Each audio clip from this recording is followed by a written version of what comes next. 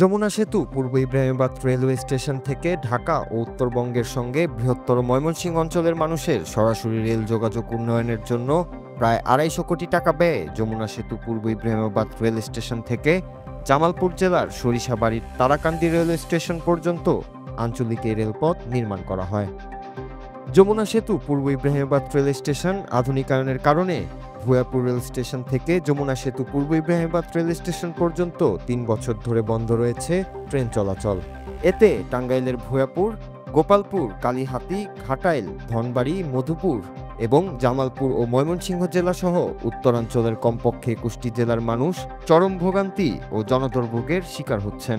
এর ফলে উত্তরবঙ্গ, টাঙ্গাইল, ময়মনসিংহ ও জামালপুরের হাজার হাজার যাত্রী ও ব্যবসায়ীরা তাদের মালামাল নিয়ে সরাসরি যেমন যমুনা সেতু পূর্ব ইব্রাহিমাবাদ রেল স্টেশন থেকে ট্রেনে চলাচল করতে পারছেন না, ঠিক তেমনি যমুনা সেতুর পূর্ব ইব্রাহিমাবাদ রেল স্টেশন থেকে ভুয়াপুর রেল স্টেশনে সরাসরি আসতে না পারায় বিকল্প পথে সিএনজি, অটোরিকশাতে অতিরিক্ত সময় ও অর্থ ব্যয় হচ্ছে।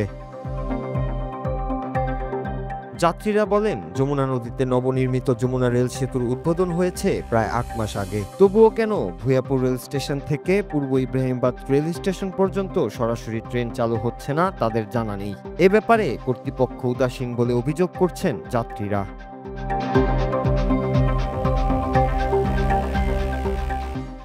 যমুনা সেতু চালু হওয়ার পরে মানুষ আশা করেছিল যে যমুনা সেতু থেকে আবারও তারাকান্দি, জামালপুর পর্যন্ত ট্রেনটা আবারও চালু হবে।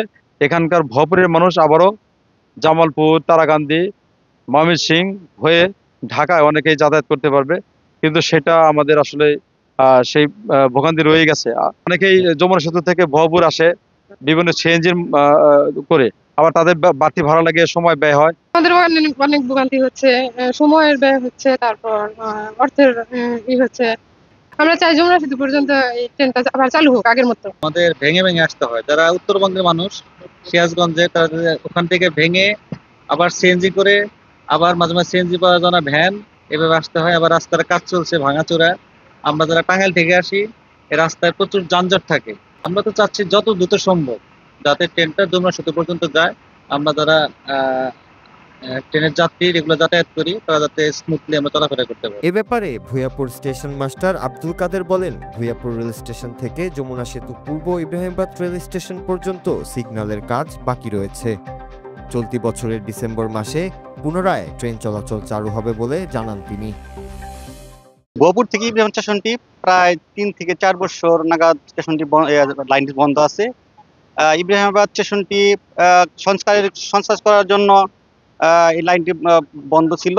এখন পরিপূর্ণ শতভাগ লাইনের কাজ পরিপূর্ণ শেষ হয়েছে, শুধু সিগন্যালিং কাজ এবং কি পয়েন্টের কাজগুলো বাকি আছে। তো আমরা আশা করতেছি ডিসেম্বর নাগাদ এটি চালু হবে। আপনার ট্রেন থেকে নেমে অটো যোগে বা সিএনজি যোগে আপনার ইব্রাহিমাবাদ যেতে হয়, এতে প্রায় 30 মিনিট সময় লাগে এবং অর্থের অপচয় হয় বা যাত্রীদের ভোগান্তি হয়। তবে আমরা যতটুকু শুনতে পেরেছি বা অফিসিয়াল ভাবে না শুনলেও ধারণা করতেছি ডিসেম্বরের নাগাদ এটা শেষ হবে এবং চালু হবে। প্রায় 250 কোটি টাকা ব্যয়ে নির্মিত যমুনা সেতু পূর্ব ইব্রাহিমাবাদ রেল স্টেশন থেকে জামালপুরের তারাকান্দি পর্যন্ত এই রেলপথ 2012 সালের 30 জুন সাবেক প্রধানমন্ত্রী শেখ হাসিনা উদ্বোধন করেন। এরপর থেকে এই রেলপথে নিয়মিত 5টি ট্রেন চলাচল করলেও এর কয়েক বছর পর 2টি ট্রেন চলাচল বন্ধ হয়ে যায়। বর্তমানে 3টি ট্রেন নিয়মিত চলাচল করছে।